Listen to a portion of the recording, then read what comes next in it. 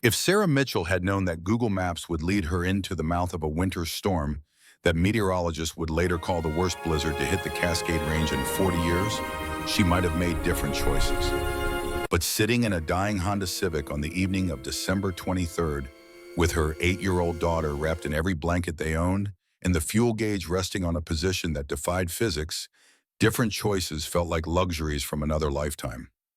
The temperature inside the car had dropped below freezing an hour ago. Emma's lips carried a bluish tint that Sarah recognized from her years as a labor and delivery nurse, the early stages of hypothermia creeping in with the patient inevitability of a predator. Scout, their border collie mix, pressed his body against Emma's side, trying to share what little warmth his fur could provide. The dog's breath came out in small clouds, each exhale a reminder that 3 living creatures were slowly losing their battle against the mountain cold. 42 days. That's how long they'd been living in the Civic. Sarah could mark the descent with brutal precision. 6 weeks of parking lots and restroom sinks, of charity meals, and the particular shame of washing her daughter's hair in a McDonald's bathroom while pretending this was an adventure. The math was simple and unforgiving. 3 months behind on an $850 a month apartment equaled $2,550 she didn't have. The hospital where she'd worked for 7 years needed round-the-clock staffing. When Sarah refused the 3rd consecutive night shift because Emma couldn't be left alone overnight, her supervisor's face had carried the expression of someone who'd already made the decision. 72 hours to vacate. That's what the eviction notice gave them. Sarah remembered packing their lives into garbage bags while Emma asked the question that still echoed in the hollow spaces of her chest. Where are we going to live? The lie had come easily then. Just temporarily, sweetheart. Mom will find a new job. But Pine Ridge, Washington had exactly one hospital, and it wasn't hiring. The Walmart parking lot tolerated them for 2 weeks before security started morning patrols. The library lot lasted a week. The 24-hour laundromat offered 3 days of fluorescent-lit nights before the owner threatened to call animal control about Scout. Emma had missed the first 3 weeks of 3rd grade because Sarah couldn't provide a stable address for enrollment. The free meals at St. Augustine's Church came with sympathetic looks that hurt worse than hunger. Emma's small voice broke through the memory. "Mama, my toes stopped working." The words hit Sarah like a physical blow. She kept the engine running as long as possible, rationing the last quarter tank of gas like liquid gold. But the alternator had been failing for weeks, and when the dashboard lights flickered and died 20 minutes ago, she'd made the choice between freezing now or dying later when they needed the car to escape. Later won. The key turned uselessly in the ignition, producing nothing but a clicking sound that mocked her desperation. Through the windshield, the world had disappeared into white chaos. The road, County Road 47, according to her dying phone's GPS, no longer existed beneath the accumulated snowfall. Sarah had taken the suggested route when Google Maps promised a faster path around the storm building over downtown Pine Ridge.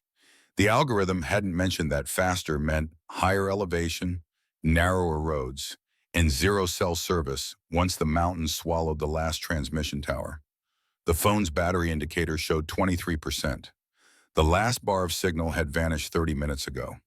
Sarah had been reaching for reasons: escape the city where social workers might spot a woman and child living in a car, find the abandoned cabin or closed for winter campground, anywhere with walls and a door that locked.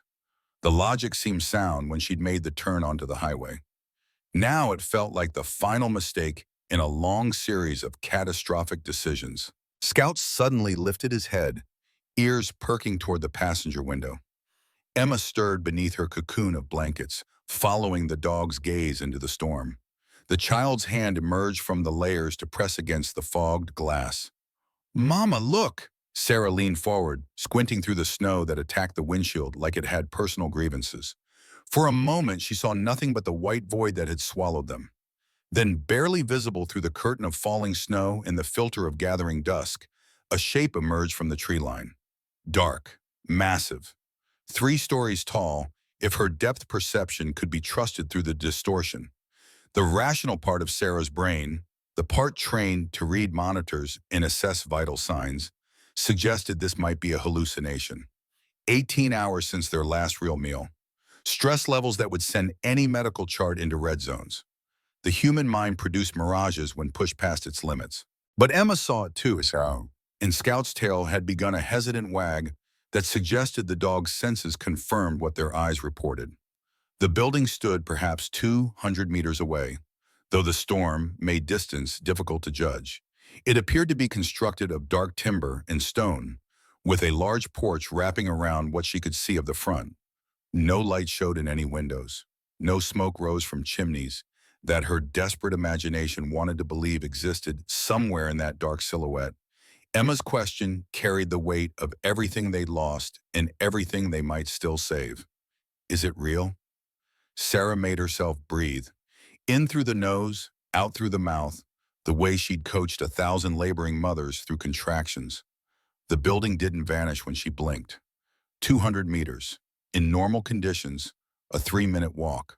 In knee-deep snow, carrying a hypothermic child with a dog struggling through drifts, Sarah gave it 15 minutes if they were lucky. The alternative was staying in the car, watching the temperature drop, waiting for the cold to make decisions for them. Sarah had seen enough death in delivery rooms gone wrong to recognize the moment when action became the only option, even if that action carried its own terrible risks. We're going to that building, you, me, and Scout. I'll carry you. Can you be brave? Emma's nod came with a tremor that had nothing to do with cold and everything to do with the fear that had become their constant companion. Sarah gathered the warmest blankets, 2 quilts and a sleeping bag she'd bought at Goodwill, and wrapped her daughter like they were preparing for Arctic expedition rather than a desperate sprint to shelter. Scout needed no preparation. The dog understood survival at a level that transcended training. The moment Sarah opened the driver's door, the storm attacked. Wind hit her face with enough force to snap her head back. Snow invaded the car like it had been waiting for the opportunity. The temperature outside made the freezing interior feel tropical by comparison. 15 below, maybe lower with wind chill. Sarah lifted Emma from the back seat, feeling the child's weight settle against her chest with the terrible lightness of someone who hadn't eaten enough in weeks. The first step into the snow taught her that 200 meters might as well be 2 miles. Her boots, canvas sneakers that predated the eviction, sank immediately to mid-calf. The snow wasn't the fluffy Christmas card variety. This was dense, wet, and heavy, each step requiring her to lift her leg high enough to clear the previous drift before plunging into the next.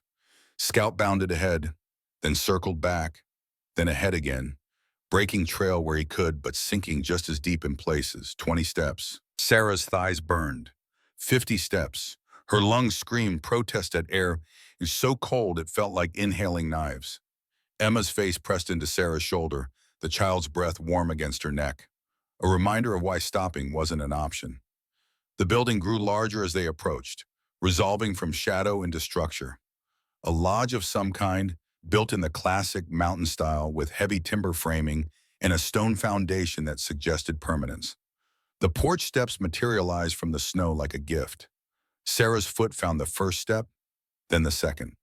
Solid wood beneath accumulated white. Someone had built this place to last.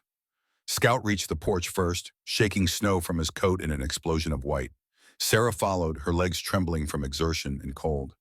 The porch offered blessed relief from the wind, though the temperature barely improved. She set Emma down carefully, keeping the blankets wrapped tight. The front door stood before them like a judgment. Solid oak, maybe mahogany, with carved details visible even under the coating of ice. Sarah raised her fist and knocked. The sound echoed with a hollow quality that suggested empty rooms beyond. She knocked again.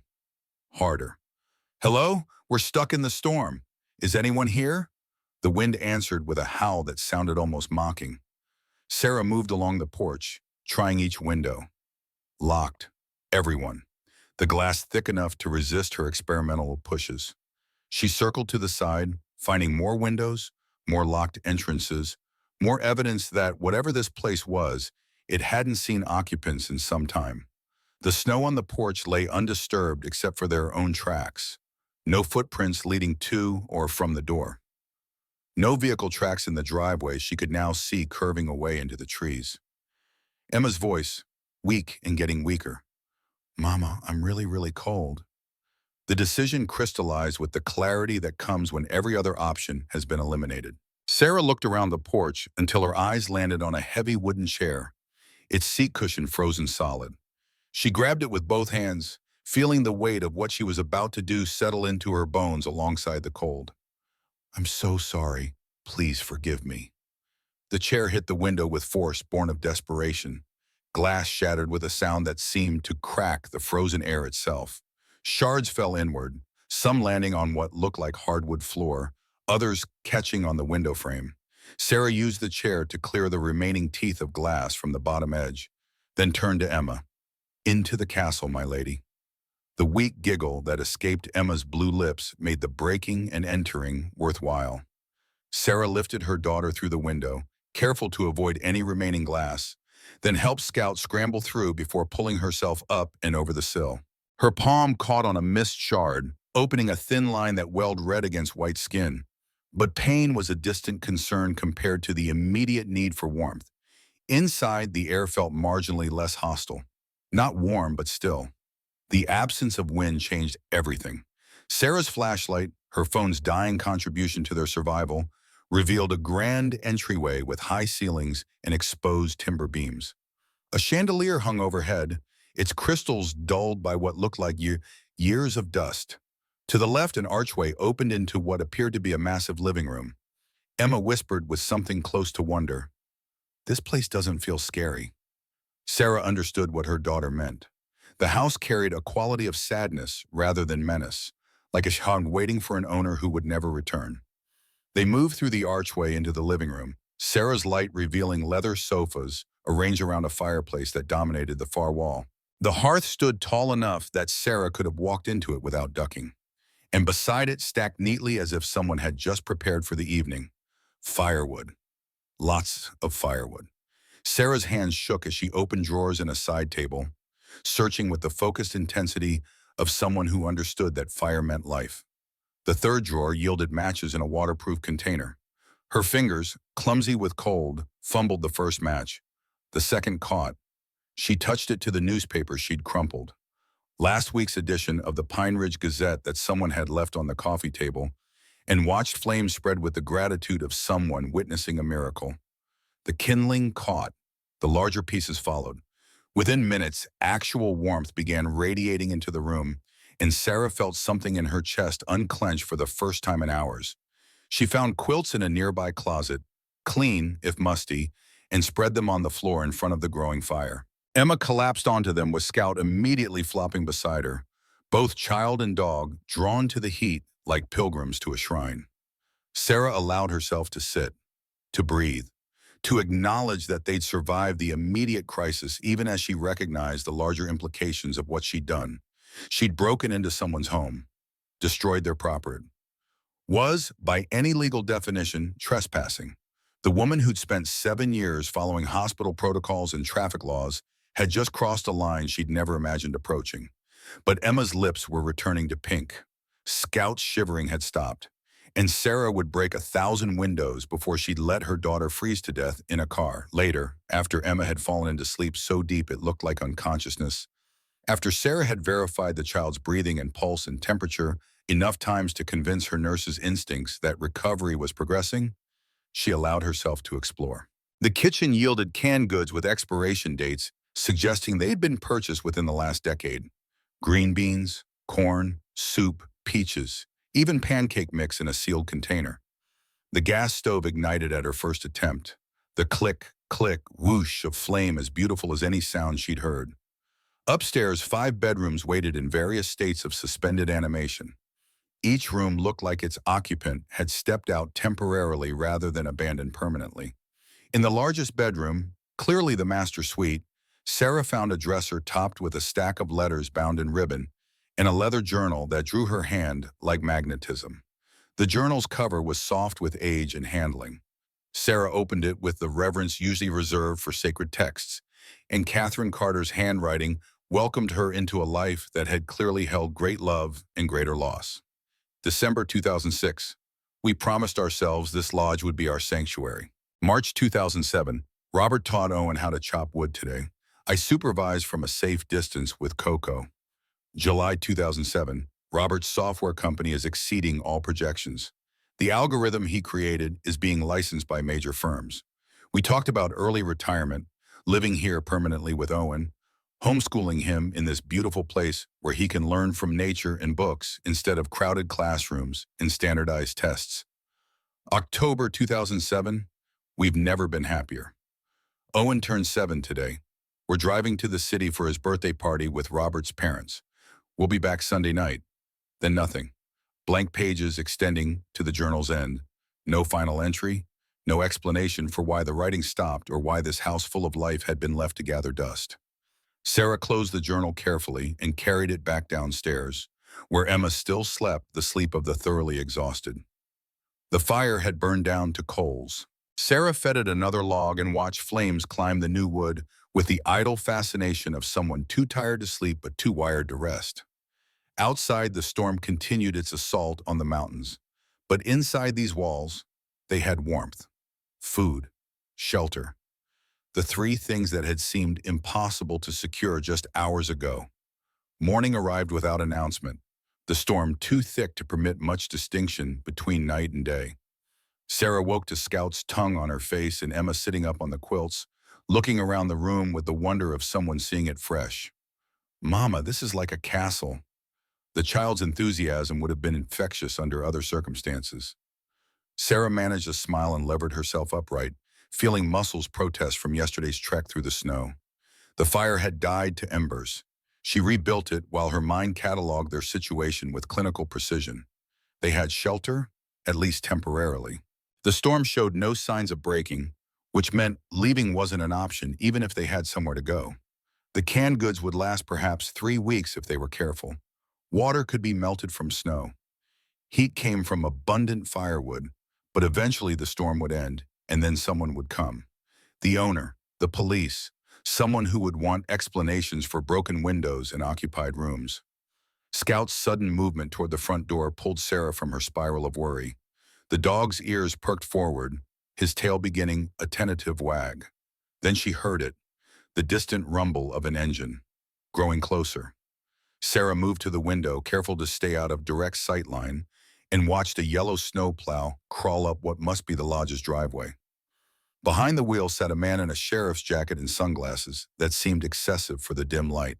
The plow came to a stop, and the man climbed out with the unhurried confidence of someone who considered weather a personal challenge rather than a threat. Emma appeared at Sarah's elbow. "Is that the police?" The child's question carried layers of fear that Sarah wished she could erase.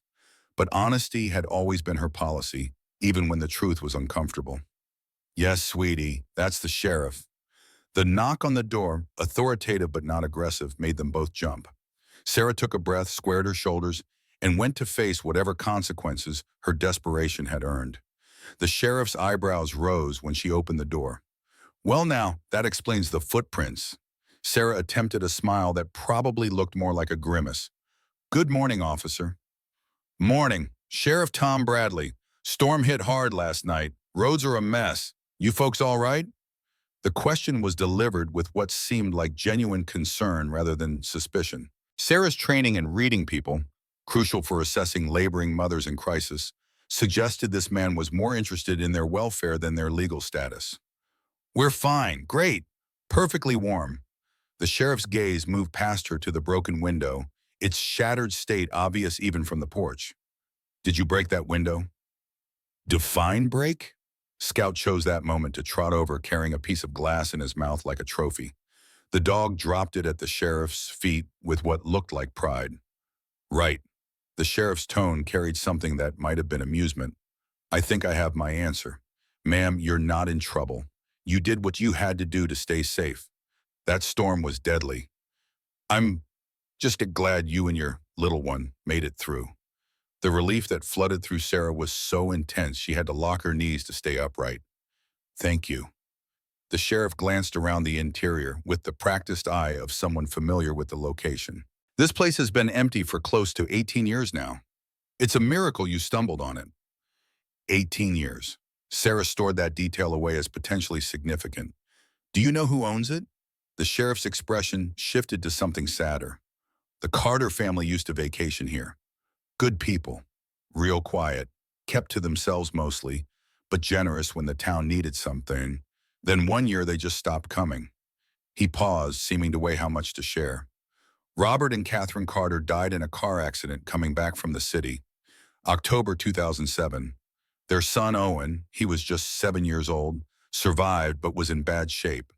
Heard the boy went to live with relatives after that. Never met him myself. Don't know where he ended up. The information landed like puzzle pieces, connecting to the journal Sarah had read the night before. Owen's 7th birthday, the drive to the city, the sudden end to Catherine's entries. A tragedy compressed into the sheriff's brief summary. So the house really is abandoned? Has been. You're not trespassing, not legally anyway. And even if you were, I'd say the blizzard overrides any property concerns. The sheriff cleared his throat. Storm's lifting somewhat. I can drive you into town if you need help. Town meant questions, paperwork, potentially social workers who would want to know why an 80-year-old had missed 3 weeks of school and why her mother had no fixed address to provide. Sarah made her voice as steady as possible. Thank you, but we might stay another night, just until the roads are completely clear. The sheriff nodded as if this made perfect sense. Fair enough. I'll check on you tomorrow. Stay warm. He turned to leave, boots crunching in the snow. Sarah was closing the door, relief making her movements loose, when Scout bolted past her legs with the speed of a dog who'd spotted prey. The animal ran straight to the sheriff and dropped something at his feet. Something long and black that Sarah recognized with horror as one of the bearer bonds from the attic safe she'd found during her midnight exploration of the house. The sheriff bent down, picked up the item, studied it with narrowed eyes. Sarah's heart hammered so hard she could hear it in her ears. What in the world? This is one of those novelty movie props, like from a heist film or something. Sarah's voice came out higher than normal. Yes, exactly. Movie prop. We found it in a box of old costumes. The sheriff handed it back with a chuckle. Well, keep your dog from eating Hollywood next time. When the plow's rumble finally faded into the distance, Sarah closed the door and slid down it until she was sitting on the floor. Emma and Scout joined her, the three of them forming a small huddle of relief and barely avoided disaster. Mama, Emma whispered. What was that really? Sarah looked at the bond in her hand, genuine, worth potentially millions if the safe's contents were what they appeared to be. That, sweetheart, is a very big secret, and we need to figure out what to do about it. The safe had revealed itself the previous night during Sarah's exploration. A pull-down ladder in the upstairs hallway led to an attic filled with boxes labeled in neat handwriting. Owen's school projects, Christmas decorations, summer clothes, important documents. It was Emma who'd found the notebook the next morning, while Sarah was attempting to make pancakes on the unfamiliar stove. The child had climbed the attic ladder despite instructions to stay downstairs, drawn by the natural curiosity of 8-year-olds and the promise of treasure. Mama, these are numbers. The notebook contained pages of sequences and codes, most meaning nothing to Sarah's tired brain. But one entry, circled and starred, practically glowed with significance. Emergency Access Lodge Safe. Our beginning, our future, our love. The photo album Sarah found in the living room provided the key. Pictures documented a love story in reverse chronology. Wedding photo dated June 2005 labeled, Our Love. Baby Owen's first photo from May 2006 marked our future. And finally, a candid shot of a younger Robert and Catherine on what appeared to be a first date, September 2004, captioned, Our Beginning. Sarah's hands shook as she climbed back to the attic and knelt before the massive green safe that occupied the far corner. The combination dial looked like something from a bank vault. She turned slowly, 040506. For a moment, nothing happened. Then a mechanical thunk echoed through the attic, and the heavy door swung open on well-oiled hinges. The contents made Sarah's breath catch. Stacks of documents filled the top shelf. Property deeds, insurance policies, legal papers, all bearing the names Robert and Catherine Carter. Below that, cash in labeled envelopes. Emergency fund, Owen's education, house maintenance. $50,000 total if the writing on the envelopes was accurate. But it was the third shelf that transformed everything. Bearer bonds and sealed packets, stock certificates, for something called TechVision Inc., marked as pre-IPO shares, and a letter addressed in Catherine Carter's handwriting, "For Owen, in case something happens." Sarah read the letter with growing comprehension of what she'd stumbled into. The woman's words painted a picture of love and preparation, of parents trying to provide for a future they wouldn't live to see.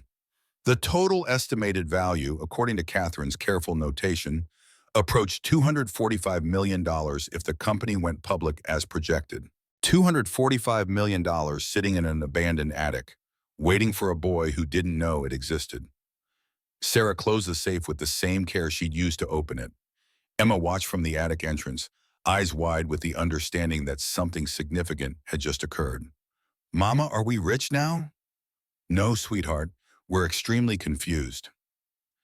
They returned to the living room where Sarah made pancakes that tasted like cardboard because her mind was elsewhere. The food was necessary, their bodies needed fuel, but the implications of the safe's contents overwhelmed any appetite. She could take the money, just enough to get them back on their feet. A few thousand from the emergency fund. Who would know? The house had been abandoned for 18 years. Owen Carter clearly wasn't coming back. Except Catherine's letter made it clear this wasn't forgotten wealth. It was a deliberate legacy, carefully preserved for a specific person. And Sarah, despite 42 days of homelessness and desperation that had driven her to break windows, couldn't shake the fundamental truth that had guided her nursing career: do no harm. Emma's voice broke through the internal debate. "You always say honesty is important." "I do. So we have to find the boy, Owen. We have to tell him about the money." The simplicity of 8-year-old morality cut through Sarah's rationalizations. Emma was right. The money wasn't theirs to keep, no matter how desperately they needed it. But finding Owen Carter 18 years after his parents' death, with no internet access and limited resources, presented challenges that made breaking into the lodge seem simple by comparison. The problem occupied Sarah's thoughts over the next 3 days as the storm gradually weakened. She inventoried their supplies. Enough canned goods for 3 weeks if they were careful. The gas worked. The fireplace provided warmth. They could survive here while she figured out the next steps. On the 4th day, Sheriff Bradley returned as promised, this time with his patrol vehicle navigating the now-plowed driveway. Sarah met him on the porch where he handed her a phone number written on a piece of paper. "Thought you might need this. Maggie Walsh runs the general store in Pine Ridge. She knew the Carter family. Might be able to help you with whatever you're trying to figure out." Sarah took the paper, studying the sheriff's expression for signs that he knew more than he was saying. But his face remained professionally neutral, offering assistance without demanding explanation. "There's something else." He shifted his weight, looking uncomfortable. "Child Protective Services will probably want to talk to you. Protocol when we find folks living in unusual circumstances with kids. Janet Hobbs is the caseworker for this county. She's fair, but she'll want to verify Emma's being properly cared for." The warning hit Sarah like a fist. Of course, CPS would be involved. A homeless woman and her daughter squatting in an abandoned lodge would trigger every red flag in the system. She'd been so focused on the immediate crisis of survival that she hadn't thought through the official consequences. "When?" "She'll probably contact you within the week. My advice? Be honest with her. Janet can tell the difference between neglect and hard circumstances, but you'll need to show her you're working towards stability." After the sheriff left, Sarah sat at the kitchen table and forced herself to think strategically. She had maybe a week before CPS arrived. A week to transform from homeless trespasser into someone with a plan. The first step was obvious. She needed to contact whoever handled the Carter estate. The letter mentioned an attorney named Robert Hayes in Seattle. The phone in the lodge had no dial tone. Sarah's cell battery was nearly dead, and even if she could charge it, there was no signal this deep in the mountains, which meant a trip to town, to Maggie Walsh's general store, if the sheriff's suggestion was to be trusted. The next morning, Sarah asked if the sheriff could give them a ride when he did his next patrol. He agreed without hesitation, arriving at 9 with the kind of punctuality that suggested he'd been waiting for the request. Pine Ridge revealed itself as a town of 2,400 people, one main street, and the kind of community where everyone knew everyone else's business. The general store occupied a corner building with a hand-painted sign, Walsh's General Store, established 1972. Inside, warmth and the smell of coffee greeted them. Behind the counter stood a woman in her 60s with silver hair and kind eyes that immediately focused on Emma. "You must be the Mitchell family. Tom Bradley mentioned you might stop by." Sarah managed a cautious smile. "I'm Sarah, this is Emma. Maggie Walsh, owner, operator, and apparently town gossip according to my late husband's assessment." She said it with humor that invited them to relax. "Tom said you were staying at the Carter Lodge, that you might be looking for information about the family." The directness was unexpected, but somehow welcome after days of uncertainty. Sarah glanced at Emma, then back to Maggie. "I found some things at the lodge. Personal items that should go to Owen Carter. I'm trying to locate him." Maggie's expression shifted to something sad and knowing. "Owen, haven't heard that name in years. My brother William was Robert Carter's best friend. They went to college together, stayed close after. When Robert and Catherine died, William tried to stay in contact with Owen. The boy's aunt, Catherine's sister, took him away, cut all ties, said Owen needed a fresh start without reminders." "Do you know where they went?" "No. And William passed away 5 years ago from a heart attack, so I can't ask him." Maggie studied Sarah with an assessment that felt measuring rather than judgmental. "But William left me with instructions. He said if Owen ever came back, to tell him his parents loved him more than anything, and if anyone needed sanctuary at that lodge, to help them, because that's what Robert and Catherine would want." The word sanctuary echoed Catherine's letter so precisely that Sarah felt the hairs on her neck rise. They wanted it to be a refuge. For people who needed a second chance. Robert used to say everyone deserves the opportunity to rebuild when life knocks them down. Maggie leaned forward on the counter.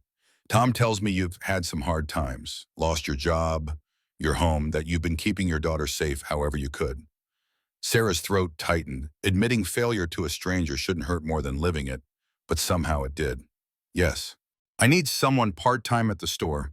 20 hours a week, $15 an hour. Not much, but it's steady, and you can bring Emma on after school. I'll watch her." The offer was so unexpected that Sarah couldn't immediately process it. "Why would you help me?" "Because it's what William would want. Because I see a woman trying to do right by her daughter. And because I think maybe Robert and Catherine's lodge had found the person it was waiting for." Sarah accepted the job because refusing would have been both stupid and ungrateful. Maggie directed her to Jake Thompson's auto repair shop 3 blocks away, where a taciturn man in his 50s agreed to fix the Honda Civic for free after learning Sarah was staying at the Carter Lodge.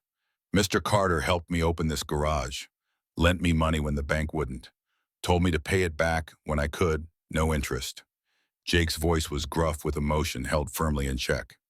"Never got to thank him proper. Fixing your car settles that debt." The pattern continued through the day. Dr. Ellen Foster at the Pine Ridge Medical Clinic offered free health examinations for Emma, explaining that Catherine had helped pay her daughter's college tuition. Principal George Harris at Pine Ridge Elementary enrolled Emma immediately with waivers for the usual documentation, mentioning Robert's donation of computers to the school library.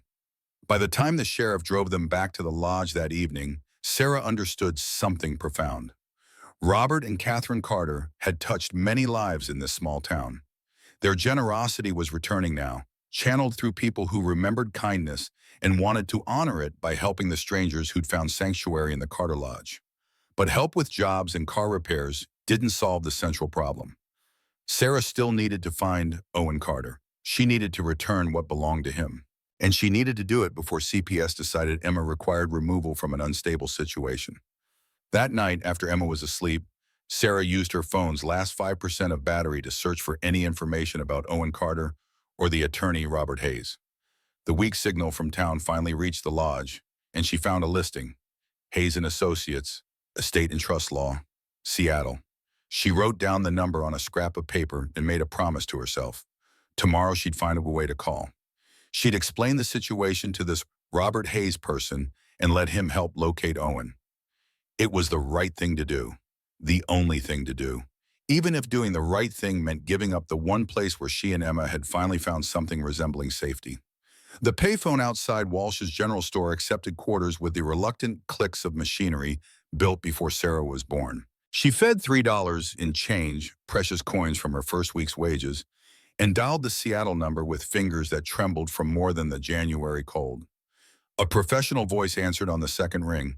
Hayes and Associates, how may I direct your call? I need to speak with Mr. Hayes about Owen Carter and the Carter family estate. The pause that followed stretched long enough for Sarah to wonder if the connection had failed. Then, please hold. 15 minutes passed. Sarah watched Emma and Scout play in the small park across the street, the child's laughter carrying on winter air while the dog bounded through snow that no longer felt life-threatening. The normalcy of the scene, daughter playing, mother making a phone call, felt like a costume that didn't quite fit someone who'd been homeless 6 weeks ago. A different voice came on the line, male and measured with the careful neutrality of someone trained to reveal nothing. This is Robert Hayes. You mentioned Owen Carter? Mr. Hayes, I know this sounds strange, but I'm currently staying at the Carter Family Lodge in the mountains near Pine Ridge. I found a safe in the attic containing financial assets and a letter addressed to Owen from his mother, Catherine. The attorney's response came quick and sharp. Ma'am, I receive multiple calls per year from individuals claiming to have discovered Carter family assets. This is a common fraud scheme. I'll need substantial proof before discussing any client information. Sarah had anticipated skepticism. She'd spent 3 days preparing for this conversation, rehearsing what details would prove authenticity versus what might sound like research from old newspaper articles. I can read you portions of Catherine's letter. She mentions you specifically as the trust attorney. She references William Walsh as Owen's designated guardian. The safe combination is based on significant family dates, 04, 05, 06. The silence on the other end felt different now, weighted with attention rather than dismissal. Continue. The letter mentions Tech Vision Incorporated and pre-IPO stock certificates. It lists cash reserves of $50,000 and bearer bonds valued at $5 million. Catherine estimates the total value at $245 million if the company goes public as she projects. Hayes's breathing changed audibly. How do you know about William Walsh? That guardianship arrangement was never made public. Because I'm holding Catherine's handwritten letter, Mr. Hayes. I'm not attempting fraud. I need to find Owen Carter so I can return what belongs to him. The attorney's professional veneer cracked just enough to let genuine surprise through. Where exactly are you located? Carter Lodge, County Road 47, approximately 12 miles from Cascade Summit. The address is, I know the address, Ms. I don't believe I caught your name. Mitchell, Sarah Mitchell. Mitchell, I need you to photograph the documents you found and send them to my office email. The connection quality here is poor, but if you can get to town where there's internet access, send whatever images you can manage. Sarah had anticipated this request as well. The Pine Ridge Public Library offered 30 minutes of free computer time to patrons, and she'd already created an email account during Emma's first week at school. I can do that today. What's the address? Hayes provided it, then added, I'll need to verify the handwriting and document authenticity. If everything checks out, we'll need to discuss next steps. This is, Mr. Mitchell, in 30 years of estate law, I've never encountered a situation quite like this. The photographs took 4 hours to upload on the library's ancient internet connection. Sarah had used her phone to capture images of Catherine's letter, the safe's contents, and the property deed that listed Robert and Catherine Carter as owners. Each file crept through the digital pipeline with agonizing slowness, while Emma did homework at a nearby table and Scout waited patiently outside, tied to a bike rack with a length of rope Maggie had provided. Hayes called back the next morning while Sarah was stocking shelves at the general store. Maggie handed over her personal cell phone without question, somehow understanding the call's importance before Sarah explained. Ms. Mitchell, I verified the documents. The handwriting matches Catherine Carter's known signature on multiple estate filings. The deed is legitimate. The stock certificates appear genuine based on serial numbers and security features. His voice carried a quality Sarah recognized from her nursing days, the tone medical staff used when delivering news that would fundamentally alter someone's reality. The letter mentions $245 million in estimated value. Tech Vision went public in 2015. The current market value of those shares is approximately $287 million. Sarah's hand tightened on the phone. Hearing the number, spoken aloud by someone who dealt in such figures, professionally made it real in ways the letter hadn't. And you want to return all of it to Owen Carter? Yes, sir. It's not mine. Hayes exhaled slowly. Mrs. Mitchell, there's information about Owen you need to understand. He uses the name Michael now, Michael Carter. I've served as his trust attorney since his parents' death. When he turned 18, he received access to a foundational trust fund of approximately $500,000 for education and living expenses. Sarah processed this carefully. So he knows about some of the inheritance. Yes, but not all of it. Robert and Catherine established what we call a two-tier structure. The first tier, which Michael has accessed, was meant to provide for his basic needs and education without overwhelming him with massive wealth during his formative years. The second tier, the contents of that safe, was designed to remain undiscovered until certain conditions were met or until Michael turned 30, whichever came first. Why structure it that way? Because Catherine and Robert wanted their son to develop normally. They believed, and I agreed with their assessment, that revealing nearly $300 million to a traumatized teenager would have derailed his development.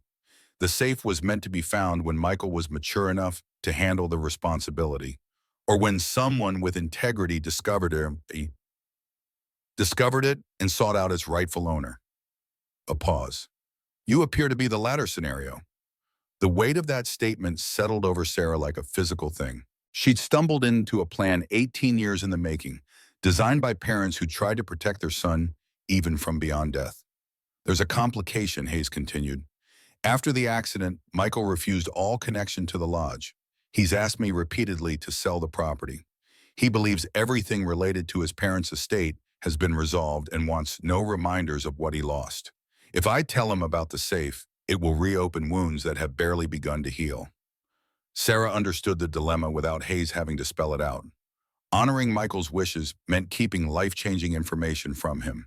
Revealing the truth meant forcing him to confront a past he'd spent 18 years trying to escape. Neither option offered clean resolution. What do you recommend? Give me a few days. I'll contact Michael carefully. This news needs to be delivered in person, not over the phone. In the meantime, Ms. Mitchell, I need to understand your situation. Sheriff Bradley filed a report about finding you and your daughter sheltering at the lodge during the storm. Are you still residing there? The question carried implications beyond simple logistics. Sarah chose her words with the precision of someone who knew her answer would shape outcomes. Yes, we have nowhere else to go. I lost my job and home several months ago. We were living in our car when the storm forced us to seek shelter. I know we're technically trespassing, but according to property law, the lodge has been legally abandoned for more than the statutory period. Your emergency occupation during a life-threatening storm is defensible. However, Hayes paused as if consulting notes.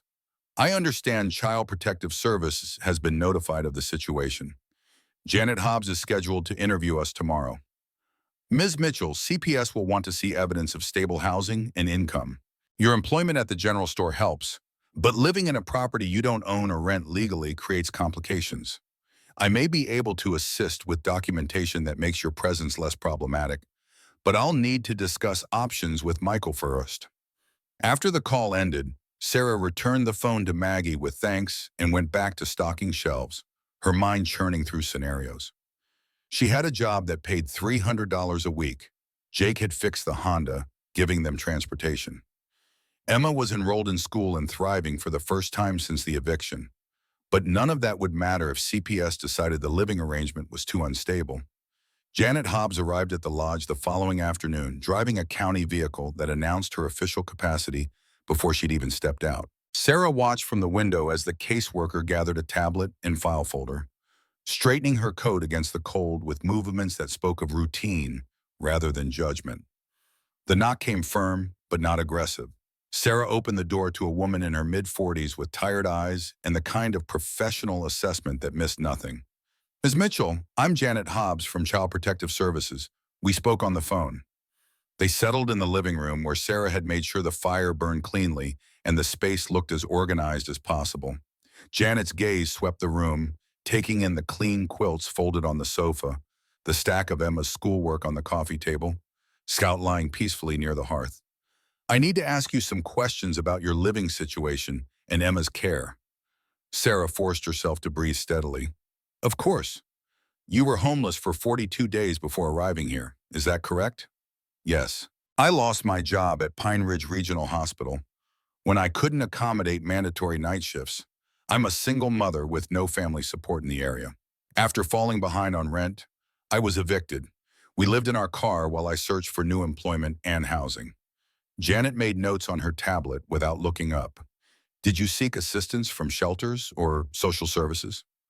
I applied for housing assistance and was placed on a wait list with an estimated 18 to 24-month wait. I applied for food assistance but was denied due to lack of a fixed address. The nearest shelter was 40 miles away and had a 2-week maximum stay. I used that time to look for work but found nothing that would allow me to afford both housing and childcare. Emma missed 3 weeks of school. The accusation in that statement was mild but present. Sarah met it directly. Yes, I couldn't enroll her without a permanent address. I taught her daily using books from the library. Principal Harris confirmed she's now caught up with her class and performing at grade level. Janet looked up from the tablet. You're currently employed at Walsh's General Store for 20 hours weekly at $15 per hour. That's $300 a week, $1,200 per month. Insufficient for market rate housing plus other expenses. I'm aware. I'm actively looking for additional work or increased hours. And your current residence is a property you neither own nor rent. You're here because you broke in during an emergency. Is that an accurate characterization? The bluntness was clearly intentional, a test to see how Sarah would respond to uncomfortable truths. Yes, I broke a window to access shelter when my daughter was showing signs of hypothermia. Sheriff Bradley confirmed there are no trespassing charges, and the property has been legally abandoned for 18 years. Janet set the tablet aside and fixed Sarah with a direct stare. Ms. Mitchell, I'm going to speak frankly. My job is to assess whether children are being properly cared for. On paper, your situation raises significant concerns. Homelessness, unstable housing, insufficient income, interrupted education. Any one of those factors might trigger intervention. All of them together. She let the implication hang. Sarah's chest tightened, but she refused to look away. I understand. However, I also need to assess the actual care being provided versus the circumstances surrounding it. So I'd like to speak with Emma privately, if that's acceptable to you. It wasn't acceptable, but Sarah had no power to refuse. She nodded and stood. I'll be in the kitchen. Through the wall, she could hear the murmur of voices, but not the specific words. She gripped the counter edge and counted her breathing. In for 4, hold for 4, out for 4, the pattern nurses used to manage stress during codes and crises. Scout padded into the kitchen and pressed against her legs, offering silent support with his solid presence. The interview lasted 12 minutes. When Janet called Sarah back, Emma's eyes were red, but her posture was straight, a child who'd learned to be brave when circumstances demanded it. Janet remained on the sofa, but her expression had shifted to something more complex than professional assessment. Emma, could you take Scout outside for a few minutes? Your mother and I need to talk. After they'd gone, Janet picked up her tablet, but didn't consult it. Your daughter is articulate, well-adjusted despite obvious stress, and clearly devoted to you. She described times when you went without food to make sure she ate. She talked about how you helped her with homework in parking lots and sang to her when she was scared at night. Sarah's throat closed around words she couldn't form. She also told me she doesn't want to live anywhere else. That you're the person who makes her feel safe. Janet leaned forward slightly. Ms. Mitchell, I see actual neglect regularly in this job. Parents who don't feed their children, who leave them unsupervised for days, who prioritize substances or relationships over basic care. You're not that. You're someone who encountered circumstances that overwhelmed your resources and made choices to protect your child. Relief started to build in Sarah's chest, but Janet's raised hand stopped it from fully forming. However, I can't ignore the instability. Emma needs consistent housing. She needs to know she'll sleep in the same place tomorrow as she did today. Right now, you can't guarantee that because this isn't your home. Janet set the tablet down with deliberate care. I'm going to give you a probationary period of 30 days. During that time, you must accomplish 4 things. First, secure stable legal housing, either through rental agreement, documented permission to reside here, or other verifiable arrangement. Second, maintain Emma's school enrollment and attendance. Third, keep your employment or find additional income sources. Fourth, attend 2 parenting support meetings I'll arrange. Sarah's voice came out rough. And if I can't accomplish all of that in 30 days? Janet's expression held genuine regret. Then I'll be required to recommend temporary foster placement while you stabilize your situation. I don't want that outcome, Ms. Mitchell, but I have to prioritize Emma's welfare, and part of welfare is stability. After Janet left, Sarah sat in the quiet lodge and let herself acknowledge the impossible position she occupied. She needed legal housing but couldn't afford it. She needed documentation of her right to be here but had no way to obtain it without Michael Carter's cooperation. And she had 30 days to solve a puzzle that had no obvious solution. The email arrived 2 days later. Maggie let Sarah use the store's computer during her lunch break, and there it sat in her inbox, a message from Hayes with the subject line, "From Michael Carter." Her hands shook as she opened it. "Ms. Mitchell, Robert Hayes told me about you, about finding the safe, and more importantly, about wanting to return everything. I don't know what to say. For 18 years, I've tried to forget that lodge. Every time I think about it, I see the moment the police told me about the accident. I see the room where I waited for my aunt to pick me up. I see the life I had and lost in one night. But through your message," Hayes forwarded your explanation, "I also see something else. A mother protecting her daughter. A woman who could keep $287 million but chose to find the rightful owner. That's the kind of person my parents admired. My mom wrote in her letter that the lodge should be a sanctuary for people who need a second chance. I think you are that person, but I can't just give you $287 million. That wouldn't be fair to you. The tax implications alone would be catastrophic, and it wouldn't honor my parents' intentions. Instead, I propose we establish a nonprofit foundation, the Carter Sanctuary Foundation. You would serve as executive director. The mission would be turning the lodge into refuge for families in transition, those experiencing homelessness, escaping dangerous situations, or needing time to rebuild after crisis. The foundation would own the lodge and manage the endowment. You would receive an annual salary of $75,000, free housing at the lodge, comprehensive health insurance, and budget authority for staffing and programs. You would manage daily operations, hire staff, and determine which families receive assistance. This isn't charity. It's a job, difficult work that will require everything you can give. But I believe you're suited for it in ways no one else could be. If you're willing, I'll come to the lodge on January 25th, my first visit in 18 years, to discuss details and sign necessary documents. Hayes will handle the legal structure.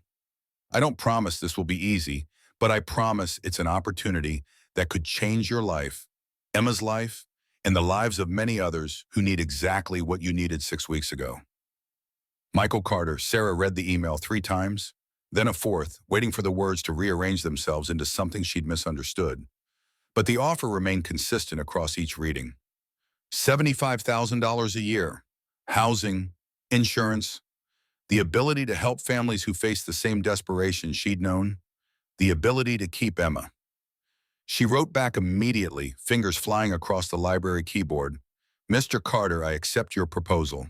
Not because of the salary, though $75,000 is beyond anything I imagined earning, but because I want to honor your parents. I've read Catherine's journals and letters. I've met people in Pine Ridge who remember Robert's kindness. They were extraordinary people who believed in second chances. I promise to work with everything I have to make their dream reality. Thank you for trusting me.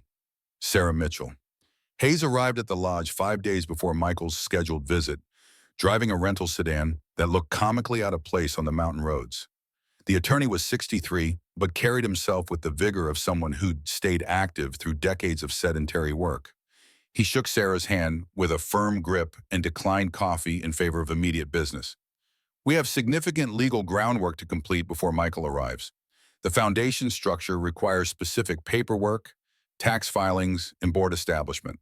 I've brought drafts for your review." They spread documents across the kitchen table while Emma did homework in the living room and Scout supervised from beneath the table. Hayes walked Sarah through the nonprofit formation process. 501c3 status, board composition, operating guidelines, employment contracts. The language was dense with legal terminology. But Hayes translated with the patience of someone who'd explained complex estates to grieving families many times before. The board will consist of 5 members initially. Michael as chairman, myself as treasurer, you as executive director, and 2 community representatives. I suggest Margaret Walsh and Dr. Ellen Foster based on their knowledge of local needs and their connection to the Carter family. Sarah nodded, processing the structure. And the endowment? $287 million transferred to foundation ownership. Conservative investment should generate between 10 and 12 million annually in returns. That's your operating budget. Salary, maintenance, programming, staffing, all comes from that income stream while preserving the principal. The numbers were so large they felt abstract. Sarah tried to ground them in practical terms. How many families could we serve? Hayes consulted his notes. Based on preliminary budget projections, you could house 4 families simultaneously for 3 to 6 months each, with comprehensive support services. That's roughly 8 to 12 families per year, assuming some variation in length of stay. 8 to 12 families who wouldn't have to choose between freezing in a car and breaking into an abandoned house. Sarah felt something expand in her chest. Not quite hope yet, but maybe its precursor.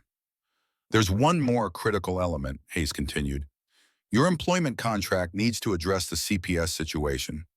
The foundation will own the lodge, and as executive director with housing included in your compensation package, you'll have documented legal residence. That should satisfy Janet Hobbs's requirements. The relief was so intense, Sarah had to close her eyes. Thank you. Don't thank me yet. This is complex work, Ms. Mitchell. You'll be responsible for everything from hiring staff to developing intake procedures to managing conflicts between residents. You'll need to learn nonprofit compliance, grant writing, outcome reporting. The first year will be especially challenging as you establish protocols and build reputation. I understand. Sarah met his gaze directly. I spent 7 years managing labor and delivery. I know how to handle high-stress situations that require quick decisions and careful documentation. I can learn what I don't already know. Hayes studied her with the same assessing look Janet Hobbs had used, but his conclusion appeared to be favorable. Michael chose well. Let's continue. They worked until evening, reviewing documents and discussing logistics. Hayes would file the nonprofit paperwork immediately. The board would officially convene after Michael's visit. Sarah's employment would begin retroactively to January 1st, which would help with the CPS timeline. One last thing, Hayes said as he prepared to leave. Michael is coming here to sign papers and discuss the foundation, but I suspect he's also coming to confront ghosts. This will be the first time he's entered the lodge since the accident. Be patient with him. This is harder for him than he'll let anyone see. After Hayes departed, Sarah walked through the lodge with new awareness. Every room would soon house families in crisis. The kitchen, where she made Emma's meals, would feed children who had known hunger. The bedrooms that had sat empty for 18 years would provide shelter for people who'd run out of options. The lodge Robert and Catherine had built as their sanctuary would become exactly what they'd intended, a refuge for those who needed it most. The next days passed in a blur of preparation. Sarah deep-cleaned rooms that hadn't been touched in nearly 2 decades, finding evidence of the life the Carters had lived. Owen's forgotten toy in a closet, Robert's favorite mug in a cabinet, Catherine's gardening journal on a shelf. She collected these items carefully, placing them in a box for Michael. Some people needed to remember before they could move forward. Maggie brought donations from town, extra blankets, kitchen supplies, children's books. Jake appeared with tools and spent an afternoon fixing a loose porch railing and replacing the broken window with proper glass. Dr. Foster stopped by with a first aid kit and instructions for what medical supplies the sanctuary should maintain. The community was investing in something that didn't fully exist yet, making small gestures of faith in a vision they'd only heard described. Sarah watched them work and understood she wasn't building this alone. The sanctuary was already becoming a collective effort. just as Robert and Catherine would have wanted. Emma, for her part, seemed to grasp the significance without needing detailed explanation. She helped clean, organize donated books by reading level, and created a welcome sign for the front door, decorated with drawings of mountains and trees. When Sarah asked if she was ready for someone named Michael to arrive, Emma looked up from her artwork with serious eyes. Is he the boy in the pictures? The one who lost his family? Yes. Then we should be extra kind to him, because losing your family is the worst thing. The simplicity of that assessment, delivered by a child who'd nearly lost her own mother to poverty and circumstance, reminded Sarah why this work mattered. Children understood essential truths that adults complicated with fear and analysis. January 26th arrived with clear skies and temperatures just above freezing. Sarah woke early and made sure the lodge looked welcoming, but not overly prepared. Michael was coming home, not visiting a showroom. The fire burned in the living room hearth. Coffee waited in the kitchen. And on the mantel, the box of items she'd collected sat ready to offer if he wanted them. The SUV appeared at 10 o'clock exactly, black and practical, against the snow-covered driveway. Sarah watched from the window as a man emerged, tall and thin, wearing glasses and carrying a backpack, with the efficiency of someone who traveled light. He stood beside the vehicle for a long moment, looking at the lodge with an expression Sarah couldn't read from this distance. Then he squared his shoulders and walked toward the porch. Sarah opened the door before he could knock. They studied each other in the threshold moment, two people whose lives had intersected through tragedy and luck and the careful planning of the dead. His voice was quiet. Ms. Mitchell, I'm Michael. I don't know where to start. Call me Sarah, and thank you for coming. Emma appeared at her elbow, holding the photograph she'd found and carefully repaired with tape. Young Michael and his parents on this same porch, frozen in a moment before everything changed. She held it out with both hands. Do you want this? It's your family. Michael took the photo with fingers that trembled visibly. He looked at it for several seconds, and Sarah watched his throat work against emotion before he managed to speak. Thank you, I thought I'd lost all the photos. He knelt to Emma's level, and Sarah saw her daughter's expression soften with the compassion she'd shown since she was old enough to recognize sadness in others. Emma reached out and hugged him, spontaneous and brief, but offered without reservation to someone who was essentially a stranger, but also somehow already family. Michael stood slowly, photo clutched carefully. Could I see the house? Sarah led him through rooms that held his childhood, watching as he paused in doorways and touched surfaces with the tentative recognition of someone revisiting a dream. He stopped at the fireplace mantel and ran his fingers along the wood. We always put the Christmas tree right here. Dad insisted on getting one tall enough to nearly touch the ceiling. Mom complained every year that it shed needles everywhere. In the kitchen, he smiled faintly. Sunday pancakes, she sang while she cooked. Terrible voice, but she didn't care. When they reached his childhood bedroom, he stopped in the doorway but didn't cross the threshold. Sarah saw his chest rise and fall with deliberately controlled breathing. I'm not ready for this room yet. Maybe later. Whenever you want, or never. This is your decision. They returned to the living room where Hayes had arrived while they were upstairs. The attorney had spread documents across the coffee table with practiced efficiency. Michael sat on the sofa, Sarah in the armchair, while Emma and Scout retreated to the kitchen to give the adults space. Hayes began the presentation. The foundation is legally established. The paperwork here formalizes board positions, transfers asset ownership, and establishes operating guidelines. Sarah, your employment contract specifies salary, benefits, and housing allowance. Michael, you retain chairman authority, but the daily operations belong to Sarah as executive director. They reviewed each document carefully. Michael asked pointed questions about oversight mechanisms and outcome measurements. Sarah focused on understanding her actual responsibilities versus theoretical authority. After 90 minutes, they'd signed everything that required signatures and initialed everything that required initials. Hayes gathered the papers with visible satisfaction. The Carter Sanctuary Foundation is officially operational. Congratulations to you both. But Michael didn't look or celebratory. He stood and walked to the window, staring out at mountains that had witnessed his parents' last drive. When he spoke, His voice carried weight that suggested the words had been building for days or possibly years. Sarah, I need to tell you something. I didn't just come here to sign papers. She waited, recognizing the cadence of someone preparing to reveal difficult truth. For 18 years, I've been angry at my parents. I know it's not fair. They died. They didn't choose to leave me. But I was angry anyway. Angry they drove back from the city in a snowstorm. Angry they left me alone at 7 years old. Angry I lost the life I had. He turned to face her.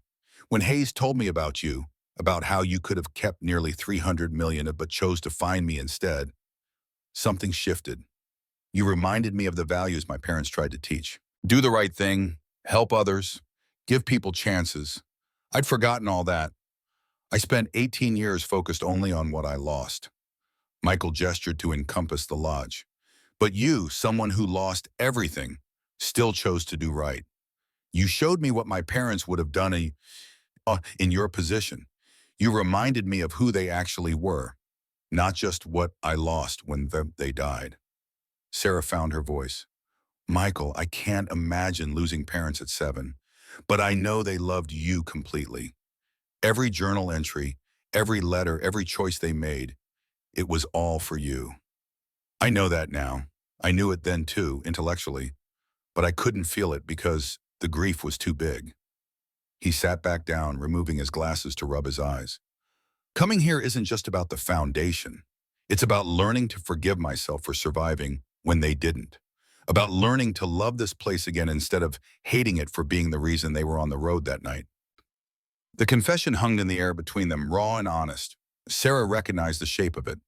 The survivor's guilt she'd seen in mothers whose babies didn't make it, in fathers who blamed themselves for genetic conditions no one could have prevented. They would want you to live fully, not to punish yourself for being alive. Hayes said something similar. So did my therapist. But I think I needed to hear it here in this house, from someone who understands what it means to fight for survival. Michael met her eyes directly. We can honor them together by making the sanctuary real, by helping families who need exactly what you needed when you broke that window. Sarah felt the partnership solidify in that moment. Not just the legal structure Hayes had created, but something more fundamental, a shared purpose born from different forms of loss in the same commitment to transformation. Then let's make it work. Let's build something worthy of them.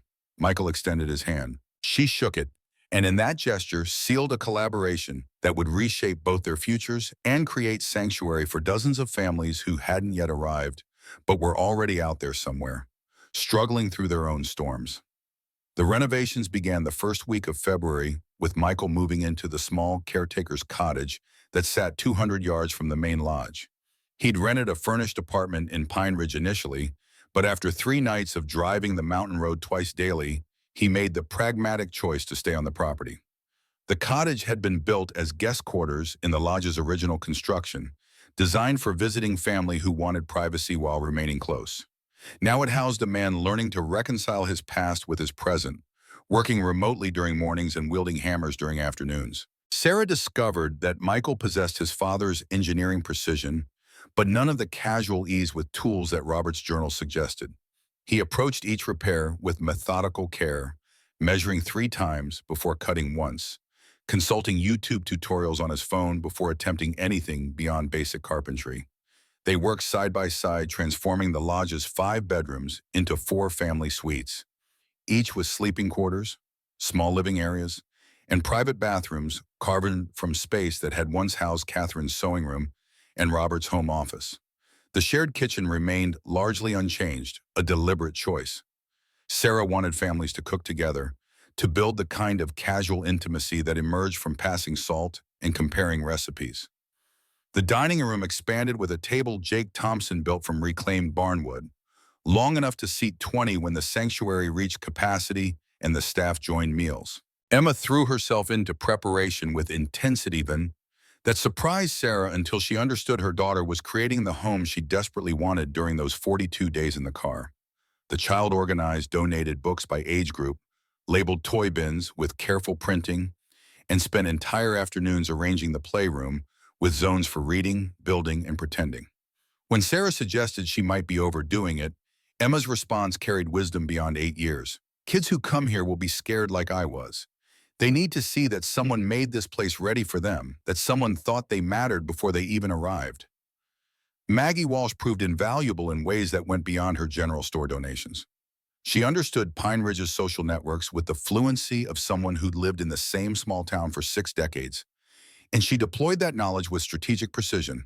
When the sanctuary needed a cook, Maggie knew Patricia Coleman had just lost her restaurant job due to the establishment's closure. When Sarah struggled to find qualified caseworkers willing to relocate to a mountain town, Maggie connected her with two recent social work graduates from the state university who wanted rural experience before pursuing urban careers. By mid-March, the sanctuary had evolved from concept to functioning operation. The nonprofit paperwork had cleared state and federal approval. The endowment sat in diversified investments managed by a firm Hayes recommended. Sarah had hired 5 staff members: Patricia for food service, 2 caseworkers named Jennifer and David, a part-time maintenance coordinator, and a childcare specialist who would help with after-school programming and supervision. The soft opening happened on March 15th without fanfare or press attention. Michael had been adamant about avoiding media coverage, wanting the sanctuary to establish its foundation before facing external scrutiny. Instead, they invited the Pine Ridge community, the people who'd helped make this possible through their quiet support and inherited memories of Robert and Catherine's kindness. Sheriff Bradley arrived first, parking his patrol car with the careful precision of someone who'd driven mountain roads in all weather. Doretta Foster brought her daughter, now a resident physician at a Seattle hospital, who wanted to see where her mother's stories originated. Principal Harris came with his wife, and Jake Thompson appeared in clothes so carefully pressed they suggested he'd purchased them specifically for this occasion. Michael stood near the fireplace that had anchored so many childhood memories, looking nervous in ways he'd never appeared during foundation planning or renovation work. Sarah understood. This was the moment when private grief transformed into public legacy, when his parents' dream became something other people could witness and judge. She touched his arm lightly. "You want to say something?" He nodded and waited for the room to quiet. When he spoke, his voice carried clearly, but without the polish of rehearsal. "Today, we're not opening a building. We're opening a possibility. My parents built this place believing it could be sanctuary, refuge, for people who needed safety while rebuilding their lives. For 18 years, that dream sat empty. Now, because of Sarah Mitchell and all of you, it becomes real. We'll make mistakes. We'll learn through failure as much as success. But we'll change lives. That's what my parents would have wanted. That's what we're here to do." The applause was genuine, warm, without being excessive. Maggie wiped her eyes openly. Sheriff Bradley nodded with the satisfaction of someone who'd seen justice completed. And Sarah felt the weight of responsibility settle more firmly. Not oppressive, but grounding, like an anchor securing a ship against drift. The first family arrived in early April. Maria Johnson called the sanctuary's newly installed phone line after finding the number through a domestic violence hotline that had begun including the Carter Sanctuary in their resource listings. Her voice shook with the controlled panic of someone who'd rehearsed this conversation multiple times, but still couldn't make it sound normal. "I have 2 children. Carlos is 9. Sophia is 5. We've been at a shelter for 6 months, but they have a maximum stay policy and our time is ending next week. I have a nursing degree, but I can't work right now because my ex-husband is looking for us, and if I use my license, he'll find us through the state database." Sarah scheduled the intake interview for the following day. Maria arrived in a borrowed car with a nervous energy that manifested in her hands, constantly adjusting her children's clothing, straightening collars that didn't need straightening. Carlos watched his mother with the hyper-awareness of a child who'd learned to monitor adult moods for signs of danger. Sophia clutched a stuffed rabbit with fur, worn smooth from constant handling. They sat in what Sarah had designated as the intake office, a small room off the main hallway furnished with comfortable chairs and a low table. No desks to create barriers, no institutional furniture to remind people of government offices where they'd been processed and documented and found wanting. "This place is beautiful. Too beautiful. I'm afraid we'll break something." Sarah recognized the fear beneath those words. The internalized message that people in crisis didn't deserve beauty, that poverty should come with punishment. She'd felt it herself when first exploring the lodge, that sense that her presence contaminated spaces meant for better people. This is your home for as long as you need it, up to 6 months with possible extension. You won't break anything that matters, and anything you do break, we'll fix together. Tell me what you need to feel safe here. Maria's shoulders dropped fractionally. I need to know he can't find us. The shelter was careful about records, but here, is this place public knowledge? The sanctuary's existence is public, but our resident list is strictly confidential. We don't share names, photos, or any identifying information with anyone outside our staff without written permission from residents. If your ex-husband somehow finds out you're in Pine Ridge, he still won't know where specifically unless someone tells him. Over the next hour, Sarah learned the familiar story: love that turned controlling, control that became violence, violence that escalated until leaving became the only survival option. Maria had taken the children and fled with 2 suitcases and her nursing textbooks, the only possessions that mattered more than escape speed. They moved into Suite 1 the same afternoon.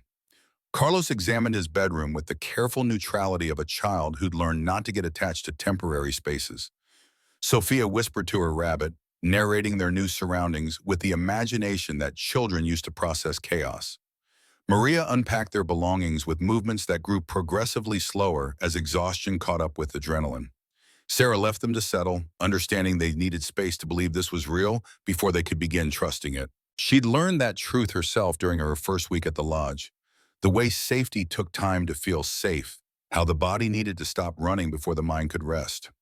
The Johnson family's first week followed a pattern Sarah would see repeated with every subsequent family. Initial hypervigilance gradually softening. Children testing boundaries to confirm they were real and consistent. Maria attending the first counseling session Jennifer arranged with visible reluctance that transformed into tears of relief when the therapist validated rather than questioned her choices. By week 4, Maria was interviewing for a nursing position at Dr. Foster's clinic, a job that would keep her off state databases while still using her skills. By week 8, she'd been hired and was working part-time while the sanctuary's childcare coordinator supervised Carlos and Sophia after school. By week 12, Jennifer had helped Maria secure a subsidized apartment in Pine Ridge's small, affordable housing complex, and the foundation provided first month's rent plus deposits. On moving day, Maria stood in the lodge's kitchen with Sarah while Carlos and Sophia played one last time in the sanctuary playroom. You saved our lives, not just the housing, the belief that we deserve better. Sarah shook her head. You saved your own lives by leaving. We just provided the space for you to catch your breath and plan next steps. That space was everything, the difference between drowning and reaching shore. The Parkers arrived in July, Brian and Jennifer with their 3 teenagers who radiated the particular resentment of young people who'd been forcibly relocated from familiar lives. The twins, 16-year-old boys named Marcus and James, made their displeasure obvious through sullen silence and minimal eye contact. Their sister Kayla, 14, compensated with excessive politeness that felt like its own form of hostility. Brian had worked manufacturing for 23 years before the plant closed without warning, leaving 400 employees scrambling for jobs in an area where manufacturing represented the primary employment sector. Jennifer had survived cancer 2 years prior, and the medical bills from treatment had consumed their savings and pushed them into bankruptcy. When they lost the house to foreclosure, they'd spent 4 months cycling between their car and cheap motels, preserving normalcy for the kids until even that fiction became unsustainable. The teenagers' anger was loudest during family meals. When their presence at the communal table forced interaction, they clearly resented. Marcus pushed food around his plate with aggressive disinterest. James answered questions with single syllables. Kayla maintained her artificial cheerfulness until it cracked during the second week, spilling into a tearful outburst about how they'd never asked to be poor and why couldn't they just go home. David, one of the caseworkers, suggested family therapy. Sarah agreed but added a different intervention based on instinct rather than training. She assigned each teenager responsibilities within the sanctuary. Marcus helped Jake with maintenance projects. James assisted Patricia in the kitchen, And Kayla worked with Emma organizing the playroom and tutoring younger children who would arrive in subsequent months. The strategy worked through a principle Sarah had learned during her nursing career. People healed faster when they felt useful rather than helpless. Marcus discovered he had his father's mechanical aptitude and began shadowing Jake with genuine interest instead of grudging compliance. James found unexpected satisfaction in cooking, in the concrete achievement of producing food that others enjoyed. Kayla connected with Emma's earnestness and stopped performing false contentment in favor of authentic, if complicated, emotions. By September, Brian had found construction work that required a 50-mile commute but paid enough to support the family. Jennifer worked part-time at Maggie's store alongside Sarah, their shared shifts creating friendship from proximity and mutual understanding. The teenagers had enrolled in Pine Ridge High and joined activities. Marcus in auto shop, James in culinary arts, Kayla in volleyball. When the Parkers moved to their own apartment, Jennifer hugged Sarah with the fierceness of someone expressing gratitude beyond words. "We lost everything, but here we remembered we still had each other. That was the treasure we'd forgotten to value." Marcus Brown arrived in October with his daughter Zoe and a grief so fresh it seemed to occupy physical space around him. His wife had died of cancer 18 months ago, and the loss had derailed his career in information technology. Missing deadlines led to warnings, warnings led to termination, and termination led to a downward spiral that ended with eviction and a man who couldn't understand how his life had disintegrated so completely. He struggled with the intake interview, his pride warring against desperation in ways that made his voice tight.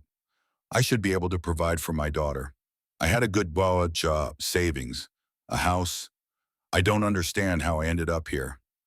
Sarah had heard variations of this confession from nearly every resident. The disbelief that middle-class stability could evaporate so quickly, that the safety nets promised by society had gaps wide enough to fall through completely. Grief doesn't follow economic logic. You lost your wife. You're allowed to struggle with that loss in ways that affect everything else. Michael connected with Marcus in ways Sarah couldn't quite replicate. They were both men who'd lost central figures too young, who'd spent years navigating absence that had no resolution. Michael invited Marcus to the cottage for coffee, and Sarah would see them talking on the porch during evenings. Two silhouettes against lamplight engaged in conversations she never asked about because some healing required privacy. Zoe and Emma became inseparable within days, creating the kind of intense childhood friendship all built on shared understanding that adults couldn't fully access. They did homework together, invented elaborate games involving Scout as a magical guardian, and spoke in the half-sentences of people who'd learned each other's communication styles through immersion. The Sanctuary enrolled Marcus in an online coding boot camp covering tuition from the program budget. He studied with the focus of someone trying to rebuild an identity as much as a career, working late into nights after Zoe was asleep. 4 months later, he accepted a remote position with a tech company based in Portland, the salary sufficient to support independent housing. "I came here feeling like a failure, like I'd let my daughter down in every way possible. You showed me the difference between struggling and failing. Struggling is human. Failing is giving up. I didn't give up because you didn't let me." Angela White's arrival in January tested the Sanctuary's capacity for flexibility and patience in ways previous families hadn't. She was 24 with 6-month-old twin boys, having aged out of foster care at 18 with none of the support systems most young adults took for granted. The babies had been born premature, requiring extended NICU stays that generated medical bills Angela had no hope of paying. Bankruptcy had followed, then eviction when she couldn't manage rent while caring for infants who needed constant attention. She moved into Suite 4 with a wariness that suggested she was waiting for the inevitable betrayal, the moment when promised help would dissolve into judgment and abandonment. The twins cried in shifts, ensuring that rest became theoretical rather than actual. Angela paced the suite at 2 a.m., 3 a.m., 4 a.m., trying to soothe babies who refused soothing while exhaustion made her hands shake.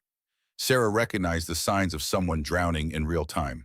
She increased the support structure, daily check-ins, parenting classes specifically focused on infant care, therapy sessions twice weekly to address Angela's PTSD from childhood abuse that had landed her in foster care initially. The child care coordinator took the twins for 4 hours each afternoon so Angela could sleep without fear. Progress came in increments barely visible day to day, but obvious across months. Angela earned her GED through online classes, studying during rare moments when both boys slept simultaneously. She discovered an aptitude for cooking during shifts, helping Patricia in the sanctuary kitchen, and that interest blossomed into enrollment in a culinary arts program at the community college. 18 months after arrival, double the standard stay but within the foundation's flexibility parameters, Angela accepted a sous chef position at a restaurant in the next town over. She moved to an apartment near the sanctuary, staying close to the support network that had become her first real family. Nobody ever believed in me before. Not teachers, not social workers, not the foster families who took state money but didn't actually care. You didn't just give me housing, you gave me proof that I could be more than my circumstances. But not every story bent toward redemption. The Davis family arrived in June of the sanctuary's second year, and Sarah knew within a week that their situation exceeded what the sanctuary could handle. Ryan struggled with opioid addiction nominally in recovery, but realistically in constant relapse. Kelly's bipolar disorder went untreated when she stopped taking medication, claiming it made her feel disconnected from herself. Their 3 children ranged from 6 to 11, each displaying behavioral issues that reflected the chaos of their home environment. Sarah tried. She connected Ryan with intensive outpatient treatment. She worked with Kelly's psychiatrist to find medication combinations that might feel more tolerable. She provided structure and stability in every resource the sanctuary could marshal. But addiction and untreated mental illness operated on timelines that didn't align with 3 to 6 month residential stays, and the Davis family's presence began affecting other residents. The breaking point came when Ryan used drugs in his suite while the children slept, and Kelly had a manic episode that frightened the Johnson children who'd returned to visit. Sarah made the hardest decision of her tenure as director. I need you to leave, not because I don't care, but because you're not ready for what this program offers. And staying here is harmful to other families who need this space. Ryan's anger erupted immediately. Kelly's tears followed. But Sarah held firm, helping them transition to an inpatient facility that could provide more intensive intervention than the sanctuary's model allowed. She arranged for the children to stay temporarily with Kelly's sister while their parents underwent treatment. That night, Sarah cried with a depth of emotion she hadn't allowed herself since the early days of homelessness. Michael found her on the lodge's porch, staring at mountains that offered no guidance. You think I failed them? No. You made an impossible choice to protect others. That's leadership, not failure. And you didn't abandon them. You found them better resources. It doesn't feel like enough. It never will. That's the cost of this work. But you can't save everyone, Sarah. You can only create the conditions for people to save themselves and then trust they'll do the work when they're ready. The sanctuary's second anniversary fell on a December evening when snow fell gently rather than aggressively, transforming the landscape into something peaceful instead of threatening. The foundation hosted a gathering for current residents, alumni families, community members, and staff.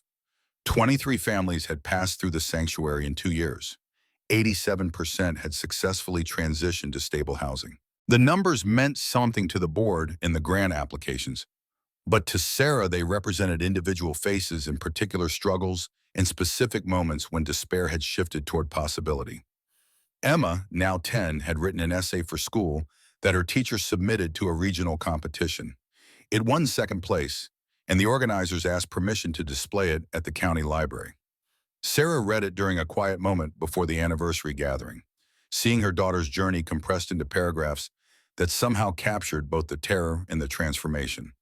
The essay described cold that penetrated deeper than skin, fear that made sleep impossible, and the particular shame of washing hair in public restrooms while pretending normalcy. But it also described the lodge appearing through the storm like something from a fairy tale. The warmth of the first fire after weeks of freezing, and the moment when Sarah had chosen to find the safe's rightful owner rather than keep life-changing wealth. Emma's conclusion carried the kind of moral clarity that children possessed before the world taught them to compromise their convictions. Being homeless doesn't mean you're bad or you failed. It means you hit a hard time. And sometimes all you need is someone to believe in you and give you a chance. That's what the Carter Sanctuary does. It gives people chances. The anniversary gathering filled the lodge with voices and laughter that would have made Robert and Catherine smile. Angela brought photos of her twins, now sturdy toddlers who'd lost the fragility of premature birth. Maria introduced her new boyfriend, a teacher she'd met through Carlos's school. The Parkers arrived en masse, the teenagers dramatically taller and less angry than they'd been 18 months earlier. Speeches were brief by mutual agreement. Michael thanked the staff and acknowledged how the sanctuary had exceeded his hopes for honoring his parents' legacy. Sarah expressed gratitude to the community that had supported them through learning curves and occasional failures. But the most powerful moment came from Carlos Johnson, now 11, who stood near the fireplace and spoke with the solemnity of someone delivering testimony. I used to be scared all the time. Scared of my dad finding us, scared of being hungry, scared that nowhere was safe. But here I learned I didn't have to be scared anymore. This place taught me what safe actually feels like. After the guests departed and the cleanup was complete, Sarah, Michael, and Emma sat together near the fire that had welcomed them all on different nights of desperate need. Scout dozed at Emma's feet, muzzle now showing gray that marked the passage of time more clearly than calendars. Emma's question was simple. Do you think Robert and Catherine would be happy with what we made? Michael smiled with less hesitation than he would have shown 2 years earlier. I think they'd be very happy. This is exactly what they hoped for. Good, because I think this place is magical. It turns sad people happy, scared people brave, lost people found. Sarah pulled her daughter close, feeling the truth of those words settle into her bones. The lodge had found her when she was lost, had given her purpose when she had none, had transformed her from someone who'd broken a window in desperation to someone who opened doors for others facing their own storms. Outside, snow continued its gentle fall, covering the mountains in fresh white that erased old tracks and prepared the landscape for new journeys. Somewhere in the darkness, another family was struggling, searching for sanctuary they didn't yet know existed. And when they found their way here, through circumstance or luck, or the mysterious architecture of grace, they would discover warm rooms and full meals and staff who understood that sometimes the difference between drowning and reaching shore was simply someone offering a hand at the precise moment when strength ran out. Michael stood and moved to the window, looking out at territory that had once held only painful memories, but now contained something larger. Sarah joined him, their reflections ghostly in the glass. Thinking about what comes next? Always. We've helped 23 families. There are thousands more who need what we offer. The board approved exploring a second location near Seattle. That's ambitious. So is everything else we've accomplished. Why stop now when we're finally getting it right? Sarah considered the question, understanding that ambition and mission weren't the same thing, but could align when purpose drove expansion rather than ego. The sanctuary worked because it stayed small enough to remain personal while being substantial enough to provide genuine support. Replicating that balance in a new location would require the same careful attention they'd invested in this original incarnation. We'll need the right director, someone who understands both the practical requirements and the deeper purpose. I know, Hayes already has candidates being vetted, but that's future planning. Tonight is for acknowledging what we've built here. He turned from the window to face her directly, and Sarah saw something in his expression that hadn't been there 2 years ago. Peace with his past, confidence in his present, hope for his future. The angry, grieving 7-year-old had finally found his way home. Not to the life he'd lost, but to a new life built on the foundation of his parents' love and his own hard-won healing. Thank you for breaking that window, Sarah. For doing what you had to do to serve him, and then choosing to do what was right instead of what was easy.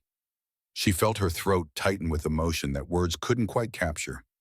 Thank you for trusting me with your parents' dream, for seeing what I could become instead of just seeing what I'd been. Emma's voice called from the couch where she'd curled up with Scout. Are you two going to stand there being emotional, or are we going to play cards like we promised? They laughed and returned to the warmth, to the game that Emma would win through combination of luck and aggressive strategy, to the ordinary evening that was itself extraordinary because 2 years ago, Sarah hadn't believed she'd have a future that included ordinary evenings again. The fire burned low, and Sarah fetted another log, watching flames climb the new wood with the same fascination she'd felt that first desperate night.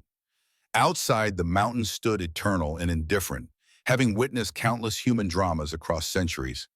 But inside these walls, something precious and fragile and necessary continued: the work of transformation, the practice of compassion, the simple radical act of believing that everyone deserved a second chance to build a life worth living. The Carter Sanctuary wasn't just a building or a program or a line item in nonprofit databases. It was a promise made concrete, a dream inherited and honored, and proof that sometimes the worst moments in life created paths toward the most meaningful destinations. Sarah had arrived here frozen and desperate, had found a safe that held more than money, and had chosen to honor the dead by serving the living. That choice had saved her. And in saving her, it had created the possibility of saving others, which meant Robert and Catherine's love hadn't ended with their deaths. It had simply found new channels, new expressions, new ways of reaching people who needed exactly what they'd once offered their son: sanctuary, safety, and the unshakable belief that he mattered. The legacy continued. The door stayed open. And somewhere out in the winter darkness, another family was heading towards shelter they didn't yet know awaited them, carried forward by hope and luck and the mysterious grace that sometimes arrive precisely when needed most, in the form of an abandoned lodge appearing through the storm like an answer to prayers that hadn't yet been spoken.